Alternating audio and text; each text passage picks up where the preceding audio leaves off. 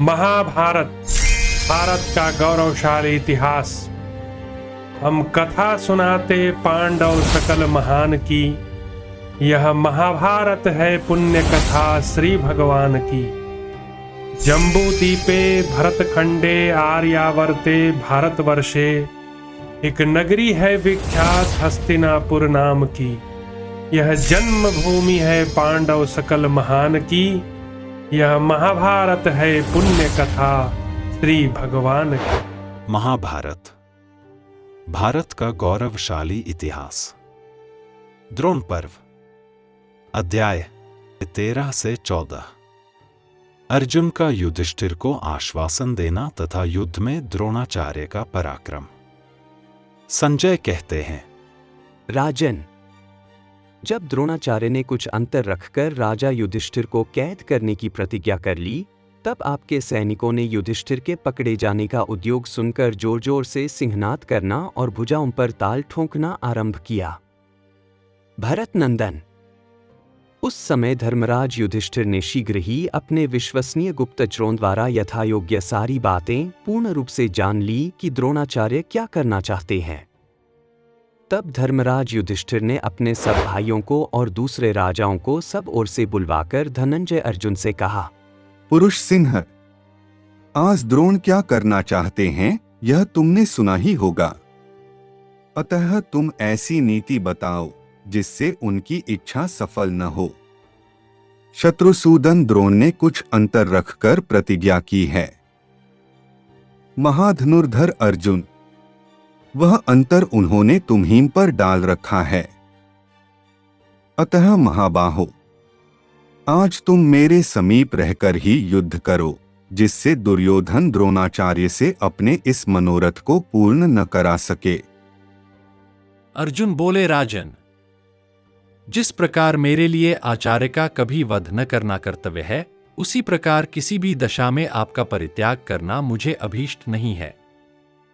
पांडुनंदन, इस नीति के अनुसार बर्ताव करते हुए मैं युद्ध में अपने प्राणों का परित्याग कर दूंगा, परंतु किसी प्रकार भी आचार्य का शत्रु नहीं बनूंगा।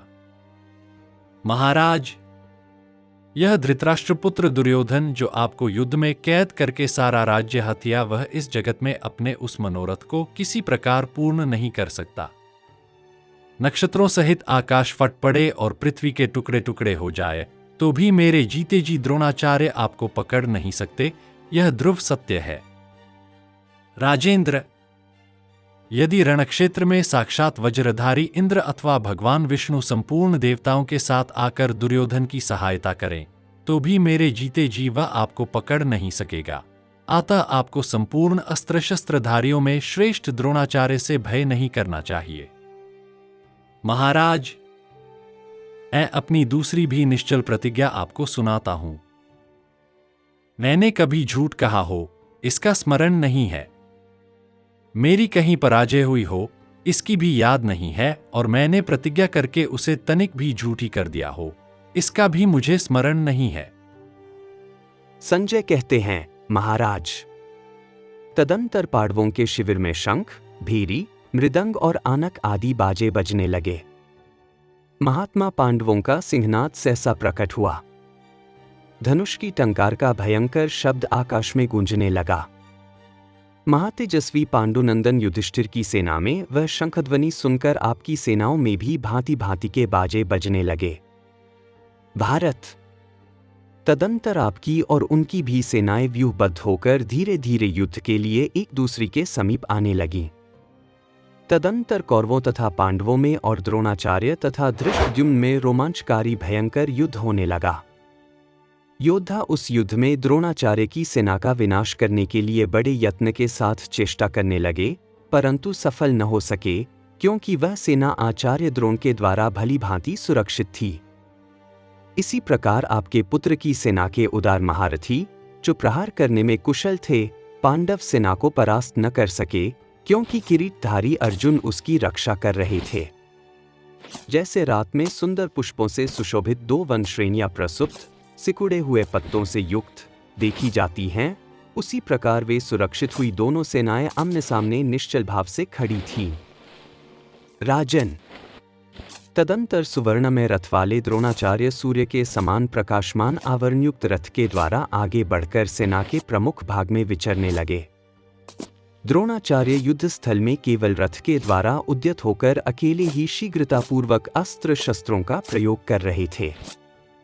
उस समय पांडव तथा सृजय भय के मारे उन्हें अनेक सामान रहे थे। महाराज, उनके द्वारा छोड़े हुए भयंकर बाण पांडुनंदन युधिष्ठिर की सेना को भयभीत करते हुए चारों ओर विचर रहे थे। दोपहर के समय सहस्रों किरणों से व्याप्त प्रचंड तेज वाले भगवान सूर्य जैसे दिखाई देते हैं, उसी प्रकार द्रोणाचार्य भी दृष्टिगोचर हो रहे थे। भरत नंदन, जैसे दानव दल क्रोध में भरे हुए देवराज इंद्र की ओर देखने का साहस नहीं करता है, उसी प्रकार पांडव सेना का कोई भी वीर समरभूमि में द्रोणाचार्य की ओर आंख उठाकर देख न सका। इस प्रकार प्रतापी द्रोणाचार्य ने पांडव सेना को मोहित करके पहने बाणों द्वारा तुरंत ही धृष्टद्युम्न की सेना का संहार आरंभ कर दिया। उन्होंने अपने सीधे जाने वाले बाणों द्वारा संपूर्ण दिशाओं को अवरुद्ध करके आकाश को भी आच्छादित कर दिया और जहां धृष्टद्युम्न खड़ा था वहीं वे पांडव सेना का मर्दन करने लगे। द्रोण का पराक्रम, कौरव पांडव वीरों का द्वंद्व युद्ध, रणनंदी का वर्णन तथा अभिमन्यु की वीरता। अध्याय 14। संजय कहते हैं, राजन, जैसे आग घास फूस के समूह को जला देती है, उसी प्रकार द्रोणाचार्य पांडव दल में महान भय उत्पन्न करते और सारी सेना को चलाते हुए सब ओर विचरने लगे। सुवर्ण में रथ वाले द्रोण को वहां प्रकट हुए साक्षात अग्निदेव के समान क्रोध में भरकर संपूर्ण सेनाओं को दग्ध करते देख समस्त सृजवीर कांप उठे। बाण चलाने में शीघ्रता करने वाले द्रोणाचार्य के युद्ध में निरंतर खींचे जाते हुए धनुष की प्रत्यंचा का टंकार घोष वज्र की गड़गड़ाहट के समान बड़े जोर जोर से सुनाई दे रहा था। शीघ्रतापूर्वक हाथ चलाने वाले द्रोणाचार्य के छोड़े हुए भयंकर बाण पांडव सेना के रथियों, घुड़सवारों, हाथियों, घोड़ों और पैदल योद्धाओं को गर्द में मिला रहे थे। आषाढ़ मास बीत जाने पर वर्षा के प्रारंभ में जैसे मेघ अत्यंत गर्जन तर्जन के साथ फैलकर आकाश में छा जाता और पत्थरों की वर्षा करने लगता है, उसी प्रकार द्रोणाचार्य भी बाणों की वर्षा करके शत्रुओं के मन में भय उत्पन्न करने लगे। राजन, शक्तिशाली द्रोणाचार्य उस समय रणभूमि में विचरते और पांडव सेना को क्षुब्ध करते हुए शत्रुओं के मन में लोकोत्तर भय की वृद्धि करने लगे। उनके घूमते हुए रथरूपी मेघमंडल में सुवर्ण भूषित धनुष विद्युत के समान बारंबार प्रकाशित दिखाई देता था। उस नदी का प्राकट्य क्रोध के आवेग से हुआ था। मांसभक्षी जंतुओं से वह घिरी हुई थी। सेनारूपी प्रवाह द्वारा वह सब ओर से परिपूर्ण थी और ध्वजरूपी वृक्षों को तोड़ फोड़कर बहा रही थी। उस नदी में जल की जगह रक्तराशि भरी हुई थी, रथों की भंवरें उठ रही थीं, हाथी और घोड़ों की ऊंची ऊंची लाशें उस नदी के ऊंचे किनारों के समान प्रतीत होती थीं। उसमें कवच नाव की भांति तैर रहे थे तथा वह मांसरूपी कीचड़ से भरी हुई थी। मेद, मज्जा और हड्डियां वहां बालुका राशि के समान प्रतीत होती थी। पगड़ियों का समूह उसमें फेन के समान जान पड़ता था। संग्राम रूपी मेघ उस नदी को रक्त की वर्षा द्वारा भर रहा था। वह नदी प्रासरूपी मत्स्यों से भरी हुई थी। वहां पैदल, हाथी और घोड़े ढेर के ढेर पड़े हुए थे। बाणों का वेग ही उस नदी का प्रखर प्रवाह था, जिसके द्वारा वह प्रवाहित हो रही थी। शरीर रूपी काष्ठ से ही मानो उसका घाट बनाया गया था। रथरूपी कछुओं से वह नदी व्याप्त हो रही थी। योद्धाओं के कटे हुए मस्तक कमल पुष्प के समान जान पड़ते थे, जिनके कारण वह कमल वन से संपन्न दिखाई देती थी।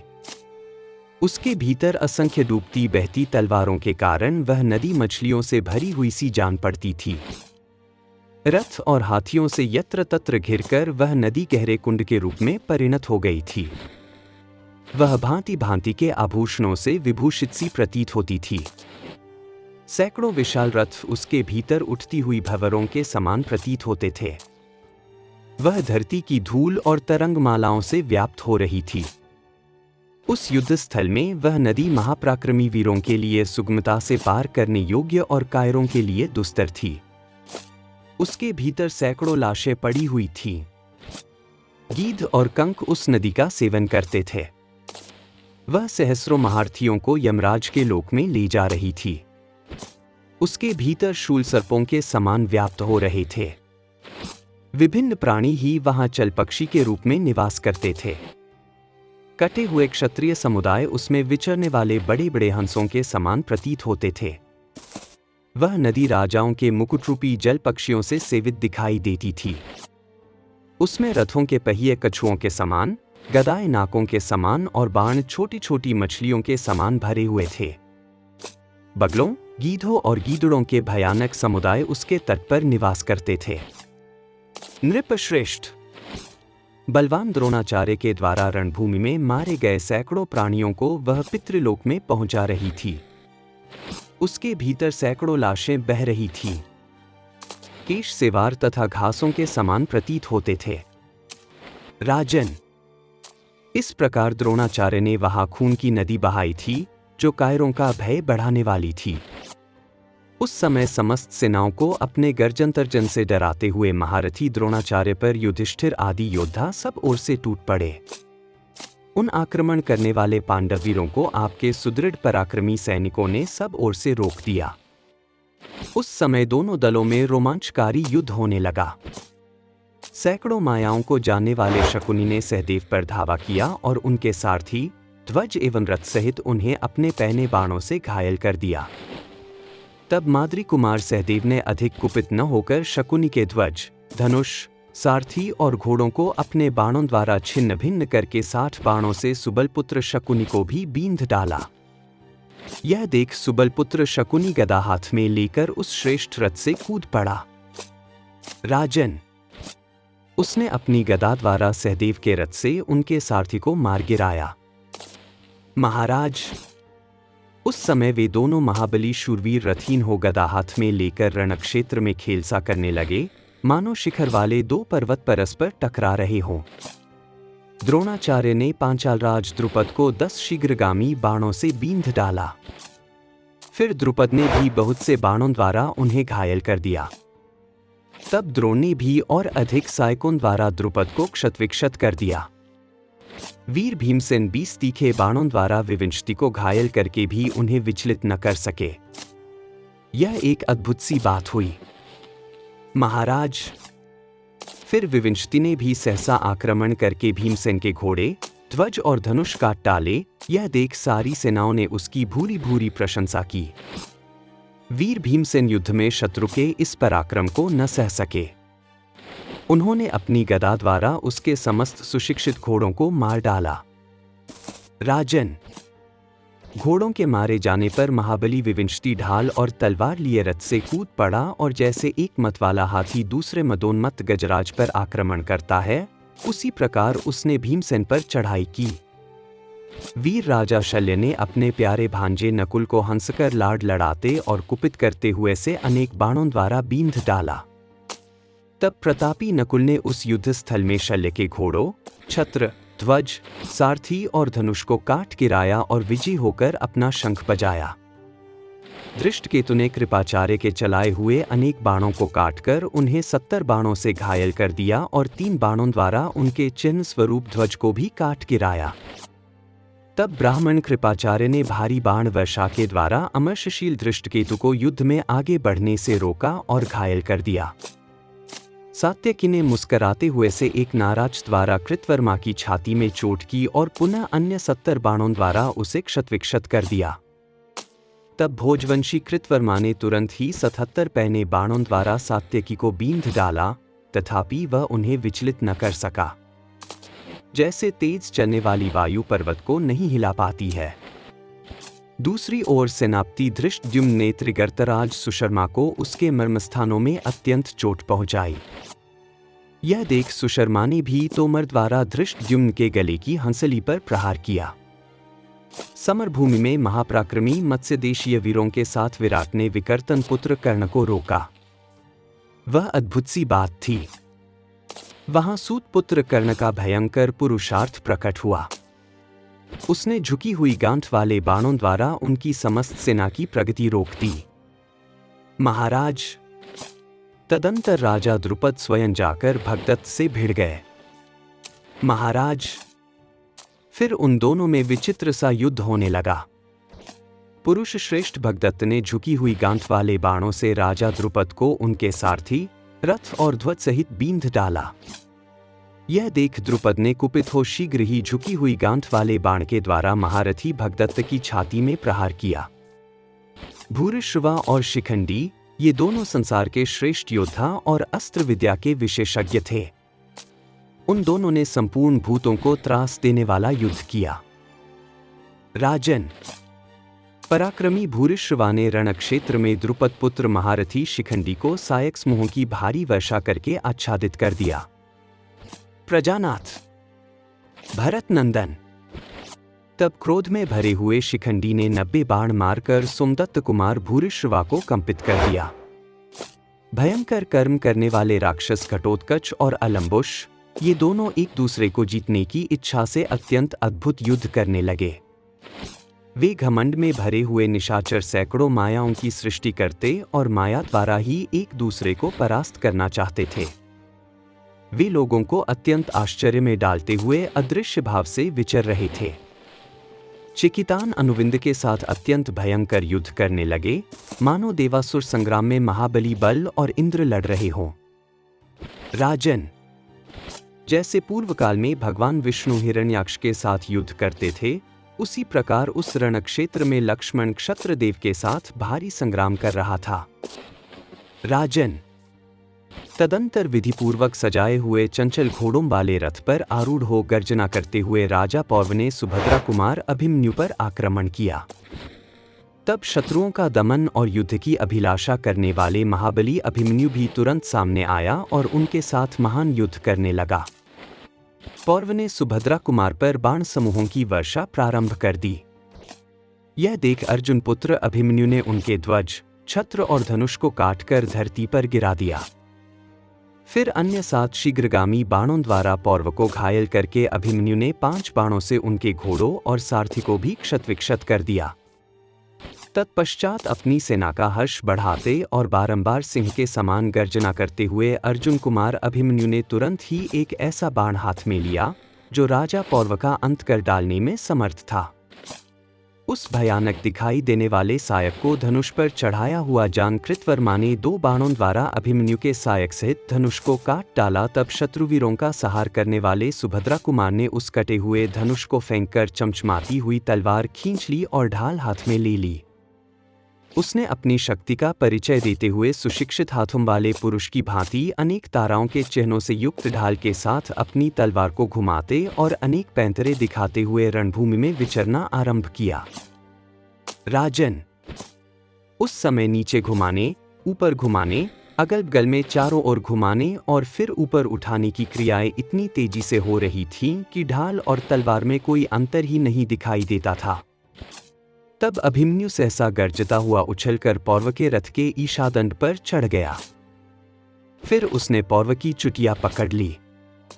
उसने पैरों के आघात से पौरव के सारथी को मार डाला और तलवार से उनके ध्वज को काट गिराया। फिर जैसे गरुड़ समुद्र को क्षुब्ध करके नाक को पकड़कर दे मारते हैं, उसी प्रकार उसने भी पौरव को रथ से नीचे पटक दिया। उस समय संपूर्ण राजाओं ने देखा जैसे सिंह ने किसी बैल को गिराकर अचेत कर दिया हो, उसी प्रकार अभिमन्यु ने पौरव को गिरा दिया है। वे अचेत पड़े हैं और उनके सिर के बाल कुछ उखड़ गए हैं। पौरव अभिमन्यु के वश में पड़कर अनाथ की भांति खींचे जा रहे हैं और गिरा दिए गए हैं। यह देखकर जयद्रथ सहन न कर सका। वह मोर की पाख से आच्छादित और सैकड़ों क्षुद्र घंटिकाओं के समूह से अलंकृत ढाल और खड्ग लेकर गर्जता हुआ अपने रथ से कूद पड़ा। तब अर्जुन पुत्र अभिमन्यु जयद्रथ को आते देख पौरव को छोड़कर तुरंत ही पौरव के रथ से कूद पड़ा और बाज के समान जयद्रथ पर झपटा। अभिमन्यु शत्रुओं के चलाए हुए प्रास, पट्टिश और तलवारों को अपनी तलवार से काट देते और अपनी ढाल पर भी रोक लेते थे। शूर एवं बलवान अभिमन्यु सैनिकों को अपना बाहुबल दिखाकर पुनः विशाल खड्ग और ढाल हाथ में ले अपने पिता के अत्यंत वैरी वृद्धक्षत्र के पुत्र जयद्रथ के सम्मुख उसी प्रकार चला जैसे सिंह हाथी पर आक्रमण करता है।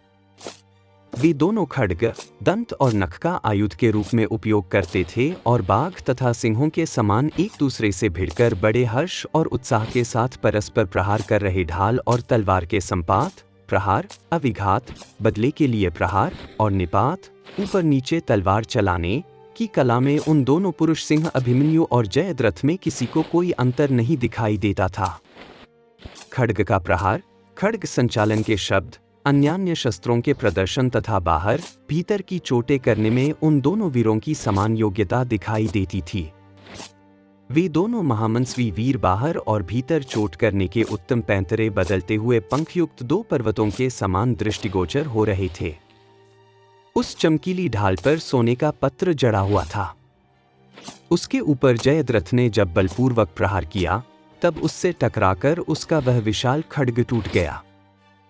अपनी तलवार टूटी हुई जानकर जयद्रथ 6 पग उछल पड़ा और पलक मारते मारते पुनः अपने रथ पर बैठा हुआ दिखाई दिया। उस समय अर्जुन पुत्र अभिमन्यु युद्ध से मुक्त होकर अपने उत्तम रथ पर जा बैठा। इतने ही में सब राजाओं ने एक साथ आकर उसे सब ओर से घेर लिया। तब महाबली अर्जुन कुमार ने ढाल और तलवार ऊपर उठाकर जयद्रथ की ओर देखते हुए बड़े जोर से सिंहनाद किया। शत्रुवीरों का सहार करने वाले सुभद्रा कुमार ने सिंधुराज जयद्रथ को छोड़कर जैसे सूर्य संपूर्ण जगत को तपाते हैं उसी प्रकार उस सेना को संताप देना आरंभ किया। तब शल्य ने समरभूमि में अभिमन्यु पर संपूर्णतः लोहे की बनी हुई एक स्वर्ण भूषित भयंकर शक्ति छोड़ी जो अग्निशिखा के समान प्रज्वलित हो रही थी। जैसे गरुड़ उड़ते हुए श्रेष्ठ नाग को पकड़ लेते हैं उसी प्रकार अभिमन्यु ने उछलकर उस शक्ति को पकड़ लिया और म्यान से तलवार खींच ली। अमित तेजस्वी अभिमन्यु की वह फुर्ती और शक्ति देखकर सब राजा एक साथ सिंहनाद करने लगे।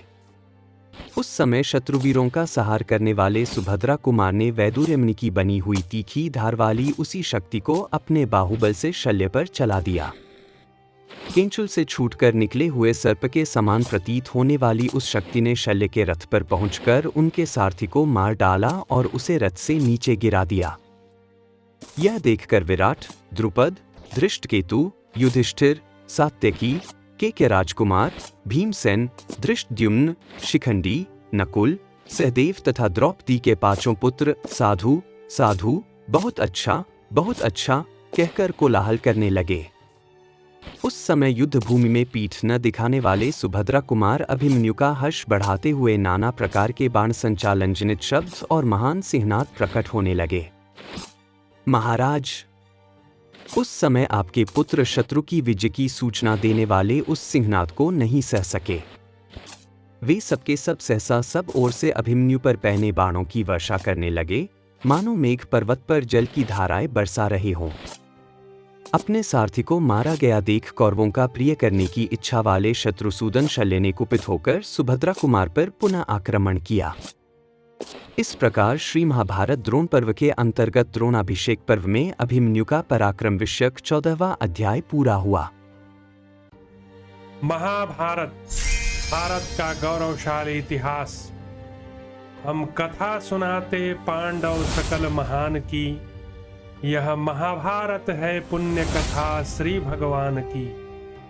जम्बू दीपे भरतखंडे आर्यावर्ते भारतवर्षे, एक नगरी है विख्यात हस्तिनापुर नाम की। यह जन्मभूमि है पांडव सकल महान की, यह महाभारत है पुण्य कथा श्री भगवान की।